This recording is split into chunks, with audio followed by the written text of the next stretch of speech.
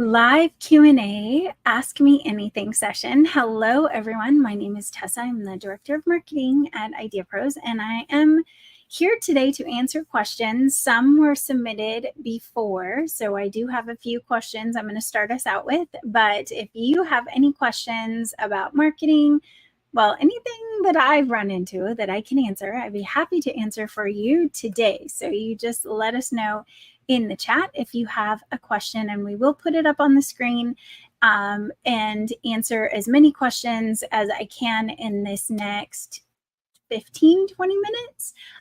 Really good questions were submitted. And I hope that we also have, I see you over there, Martin, and just let me know if you're watching live, #live.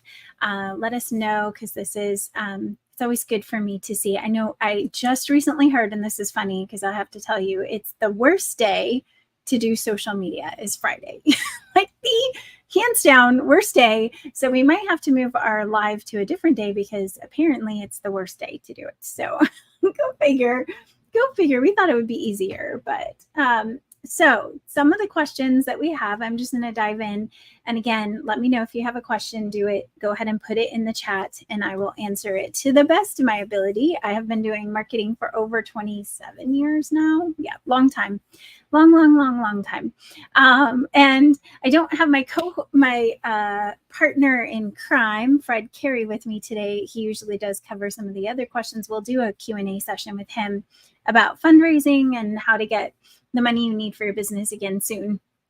Today, marketing. Okay, so one of the questions that I have, and this is applicable if you have your business, if you are hiring a team to do social media for your business. The question was, I have a social media team and my social media posts seem to look different every time. How do I keep my brand consistent across all the channels? So I'm kind of going to put this in 4 things. So 4 things that I would recommend you do. Number 1, ask your team, the social media team that you're working with, if you have a consistent creator. So oftentimes when you're working with a team, they might have a different creator each time. Maybe each month they have a different person doing the content. You're going to get different results if that's the case. So I really, I would say ask your team if you have a consistent creator. And if you don't, see if that's possible. Is that possible? Sometimes it's not based on the price you're paying. But if you have a consistent creator, they're going to use the same tools and they're going to use the same, presets, and everything is going to be better if you have one creator. Second, I would say, be sure to have clear brand guidelines. So when you have your brand clearly defined, your fonts, your colors, and you have it written out in a form, and it could be a Google Doc. It doesn't have to be anything formal. In fact, IdeaPros had a Google Doc for probably 2 years when we first started, just because it was easy and we could share it with any creators. But you set your requirements for the brand in your brand guidelines. What colors they can use, what fonts, what size typically they should be using. And most agencies will go through this with you and kind of get a standard template, like 5 or 6 different types of posts that you like the style of, and then they can build from there. So that would be the second thing. Do you have a brand guideline so that they can actually all follow the same thing? If they're creating in the different apps, they might be using some of the tools. I've noticed that, like, default colors, make sure that they're picking your actual color code, not going with a random finger select on it. There are ways for you to pull in an image and then pull the color from an image. In Instagram, it's particularly hard because you can't just type in a code, a hex code. You think that they would figure that out, but you can't. So, just having that conversation of like, this isn't quite the same color. We need to have it always the same color. Those are just hard conversations you're going to have with your social team. Third is to send them back a video with feedback. And for the first month or 2 that you're working with somebody, I recommend doing this for 2 reasons. You can layer in positive and negative. So you can say what you do like, because people will do more of what you do like, and then maybe correct in a way. And then I throw a positive back in on the other side, the Oreo or sandwich or however you call it, right? I like to do that, but I am pretty clear about what I don't like in those videos as much as I say what I do like. And if you just let it go, it's going to get worse. It compounds because they start to create more and more like the ones you don't like. So make sure you work with them. And then lastly, it takes time to correct and learn a voice, a tone, a design. It takes time to learn a brand. So, give the team some grace, some space to kind of learn from you. Give it some time, because they're not going to get it right on the first try. And honestly, they're probably not going to get it right for the first 3 months. I'm just being totally honest. That is about what it takes to learn a true brand and get a team solid on how you want them to do things. And but stand firm on your standards and your expectations, because it makes it a lot harder to correct if you aren't willing to say, I need this to change. And that's your right as a person hiring anybody else. Okay. So those are my 4 tips for that one in particular, because we have been, we help people to establish teams and build this routine. And so I hope that's helpful for you. And plus I've run teams of 17 contractors for I don't know, lots of years, 15 years, I don't know, a long time. And it's hard to get what you want out of it, but it is worth it, because you do not want to do social media posting yourself. That's for sure. All right. So, and let me know if you have a question. Yes. So, yes, asking for the expert that I was charged for.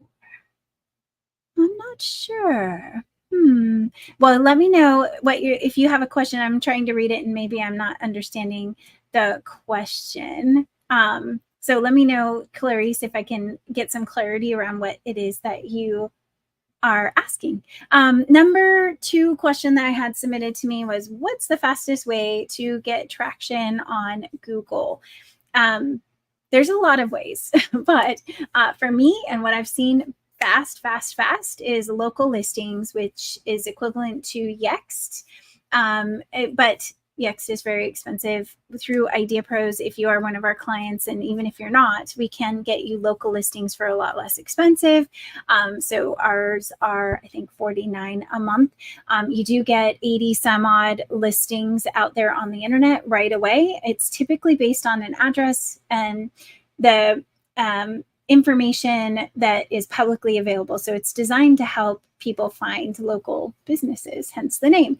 But the way it's designed, even if you are not a physical, brick and mortar store, it can get you a good amount of traction out on the internet. When people search for you, they're going to be able to find all these listings, which help with reputation and also help with Google rankings, because you now have all these sites that are linking over to you, or backlinks. So it's a very fast way to get traction. You can also do ads, and ads do get you on the map very quickly. You don't have to do expensive ads. You can just do Google ads for the topics that are applicable for you. It helps for Google to see you faster, because you're paying money. You're bypassing the whole need for just getting ranked, right? You can also, there's a lot of other platforms which are very Google heavy. So YouTube, LinkedIn, they're very Google heavy. So you, if you create YouTube channel and you're putting content over on YouTube, you're going to get ranked better. Just that's the fact. Like, the videos show up higher. Put some ad dollars towards those videos and you get even better results. Make sure that when you do if you are setting up Google ads, there's something called site extensions, I think is what they are called, but they're like the additional links that you can have underneath your ad. You can do it even if you don't do an ad, but I would just set up a dummy ad and get at least some of them in there, and then it will stay. But those give you extra space in your listings. It gives you extra space on the Google search. So you want to take up as much space as you possibly can in a Google search. Now, things are changing pretty quickly these days with AI. So I think there is an evolution that's happening right now. It's called voice search. So if you are curious about that, let me know. But there is a different way that people are going to search for things. So ChatGPT or AI is going to be driving a lot of it, and Alexa searches. And so although this works now, and it still will be for a while, we also need to take into consideration those new types of searches that people are going to do. So as always, I will stay on top of all of the trends for you as best I can. I definitely know of the voice search and how popular that is. It's a little bit expensive at the moment to get into that, but it's worth it to stay on top of the trends for sure. So those are my, and then social media. So social media is not a fast game at all. It is definitely something that's more of keeping your business in the eyes of the users. But it is possible to use social media and to get traction. It's not going to come through on Google that way, but you can use YouTube. You can drive traffic to YouTube, which indirectly is beneficial to Google. But Google has podcasting platform now. It has all kinds of things. So I would use Google, even though it's not a great social media platform. I would use it to post content over there, because why not? It's Google. So you should just put it over there, put it on Google so it gets traction. Okay, so the one more question, then I'm going to go over and see if anybody has any questions, which it doesn't look like you do. No one has questions. Odin, come on, you've got to have some question you can ask me. I know you do. But I have two more questions, and if not, if you guys don't have any questions after that, I will let you go. So we have, how do I know what social media channel to focus on? Which is great. And the reality is, where are your people hanging out? That's a good question to ask yourself. Although people hang out at all of the platforms and for different reasons. And so it's not so much where do they hang out, but what is logical for them in that space for you to fit into, right? Everyone's probably on Facebook. Everyone's probably on Instagram. They're going to be there for different reasons. Normally, entertainment. They're just browsing. They're catching up with friends, right? LinkedIn, they might be there for business. So they're looking into, they're looking for people to hire. They're looking for companies. They're doing the marketing. So on LinkedIn, you're looking at a lot more salespeople over in that space which makes sense for somebody like me who's working with small business owners, but it might not make sense so much for your business if that isn't your target audience, if you're looking for the consumer and where they're at, right? So, and one really good one I like is Pinterest, because it's got direct links. A lot of people don't use Pinterest, but if your business is in a kind of forward-thinking space, right, people are planning for it. I'm planning for my wedding, which is ironically next weekend. And it is, I'm planning. So Pinterest is a great place for me because I'm practicing. I'm putting my, pictures. I'm looking for pictures of things. I'm looking for a forward-thinking event, and Pinterest is great for that. It's not really retrospective. Like here's, it is, though. There are a lot of people who have travel photos, so you can, but you're there to see other people's travel photos so that you can book your vacation, so it's very forward thinking. Thank you, Odin. I know it's time. But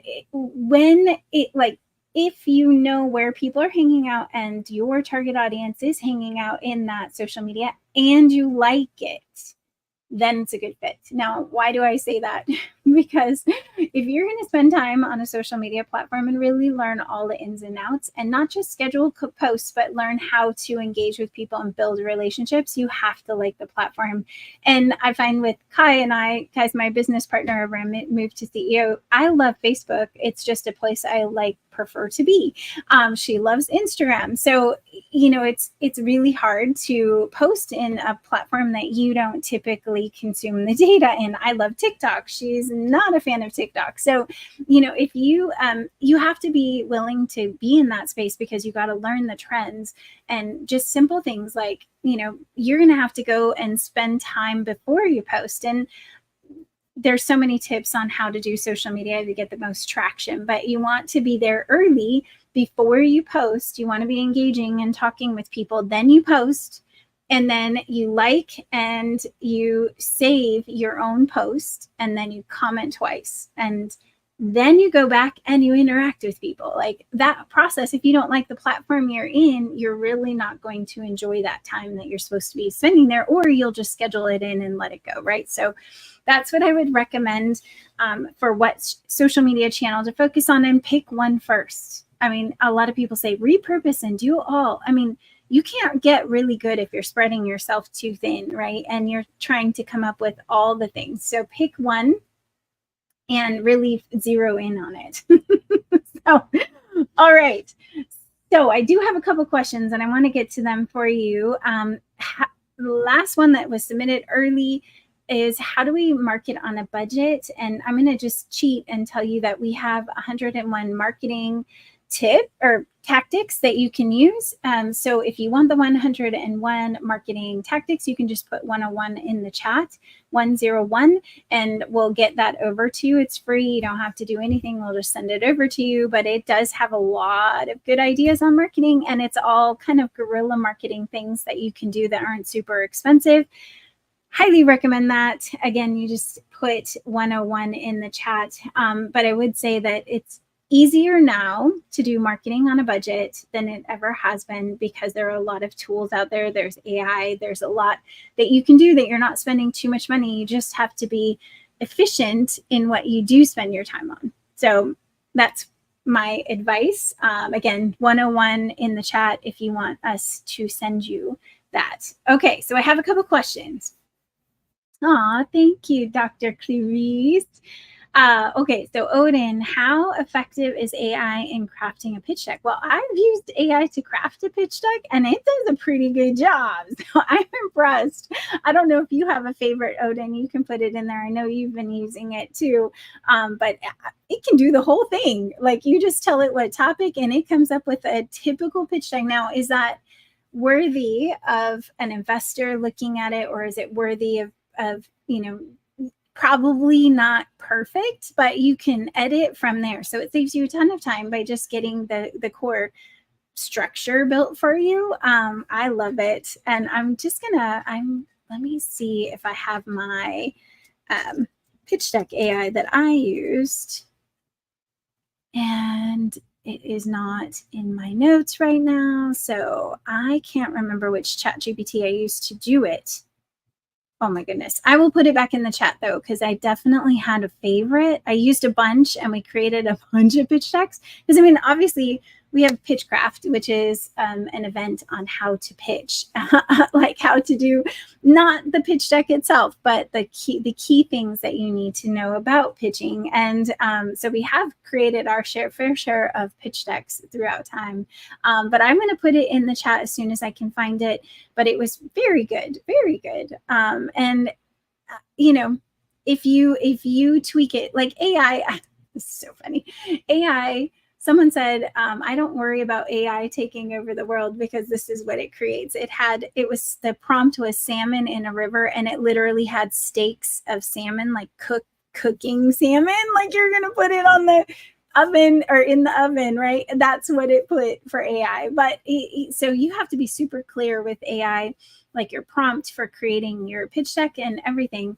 Oh, it was funny. I was like, wow, okay, well, maybe not yet, but it is pretty accurate other than that. But literally there were like steaks of salmon in the river, like laying down in the river. Anyway, so if you can do a lot to create a pitch deck. It actually comes up with an image for each one AI generates, and you can kind of fine tune it and tell it, oh, I don't want this style of image for it. But that's part of the big time consumer for us is like, I have to have a design, I have to have this, I have to have that, right? So if you can just get to the core of it and say, oh, okay, it's going to design a basic for me, and then I can go from there, it makes it nice. So, okay, I'll come back though, Odin. I'm hoping that my search will come up and I'll be able to find my pitch deck creation ChatGPT. I think it was software. I don't think it was through ChatGPT, but ChatGPT could for sure write a pitch deck for you 100%. And I'm exploring chat prompts a lot. If you guys are interested in chat prompts and how to get the most from your systems or how to customize your chat GPTs.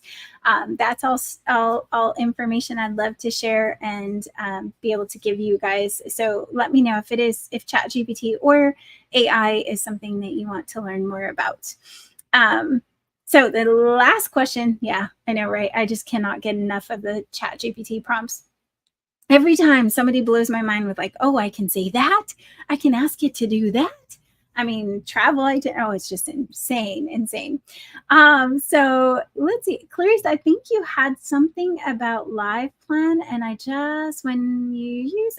so when I used live plan, how long did it take for the expert to contact you? I don't think I ever asked for them to contact me. Honestly, we built one of my first businesses with Brian was we built it on live plan, and that was how we got our van business going. Honestly, I don't think I reached out. I just printed it out and then started to go get funding.